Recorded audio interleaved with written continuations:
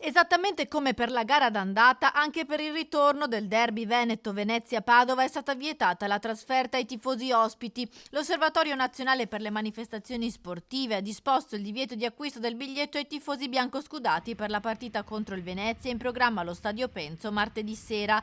I tifosi residenti a Padova e provincia non potranno andare a vedere il match, così come fu per i tifosi veneziani nella gara d'andata a Leuganeo. Una decisione dovuta all'episodio di violenza avvenuto 8 mesi fa in un'area di sosta dell'autostrada nel Bellunese. Gli ultras padovani, in un post su Facebook, fanno sapere che andranno comunque a Venezia e si sono dati appuntamento alle 17:45 di martedì al Venice Gate Parking. Sulla trasferta negata ai tifosi e appassionati biancoscudati è intervenuto con una nota anche il sindaco di Padova, Sergio Giordani, che si dice dispiaciuto.